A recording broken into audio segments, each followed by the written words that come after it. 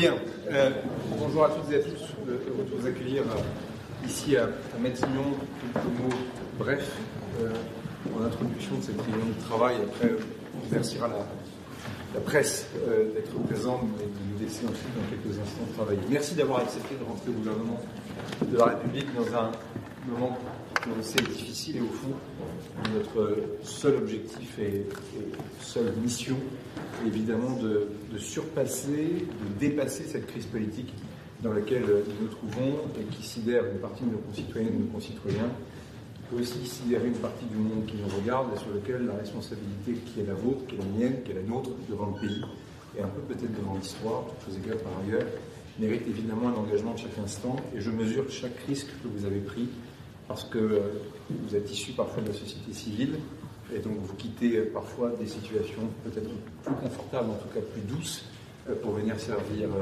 votre pays, parce que vous êtes parlementaire, que vous avez décidé de rentrer librement au gouvernement de votre pays pour servir nos concitoyens et nos concitoyens. Donc tout cela, évidemment, je voulais vous en remercier. Je pense que le meilleur moyen d'y arriver, au fond, c'est d'avoir une éthique collective, personnelle dans le collectif, qui soit parfaite. Et donc, évidemment, moi, je compte sur vous pour faire preuve de la plus grande des sobriétés, de la plus grande des humilités. Je pense que le service est quelque chose, justement, qui nécessite de mettre les égos de côté. Et donc, je souhaite que ce gouvernement, au fond, traduise la diversité de ce que nous sommes. Vous ne pensez pas tous la même chose. Comme je vous ai tous eu ou vu, ou je vous connais pour certains dans ma vie civile, dans ma vie politique depuis quelques années, vous n'avez pas tous voté la même chose aux dernières élections, quelles qu'elles soient d'ailleurs, en tout cas les derniers scrutins, vous avez une diversité de sensibilités, et au fond c'est ce que j'ai souhaité, et je veux le dire ici devant la presse, je souhaite un gouvernement à la tête de la République qui soit un gouvernement de personnalité libre. Ce qui ne veut pas dire qu'il n'y aura pas de cohésion, ce qui ne veut pas dire qu'il n'y ait pas de l'ordre et de la méthode, mais en tout cas, cette liberté, elle permet aussi beaucoup de choses. Elle permet de bouger les lignes, y compris avec les formations politiques qui nous soutiennent, celles aussi évidemment qui vont être dans l'opposition. Elle permet de bouger les lignes avec les différents corps intermédiaires, associations d'élus, représentants des syndicats salariés et patronaux, et au fond elle permet tout simplement de bouger les lignes dans le pays.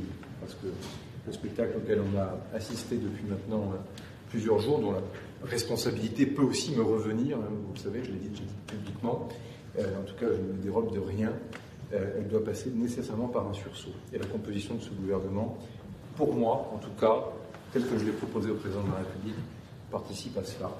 Et donc pour tout cela, je vous en remercie chaleureusement. Liberté, humilité, et le dernier mot, ça sera bien sûr exemplarité.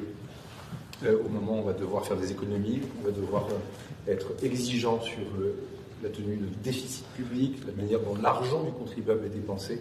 Il est clair qu'on ne peut pas dire qu'on veut réformer l'État si les femmes et les hommes qui sont à la tête de cet État, évidemment, ne tiennent pas une exemplarité importante dans la manière de dépenser l'argent du contribuable. Et donc, beaucoup de choses ont déjà été faites en matière de train de vie pour les ministres, les cabinets ministériels.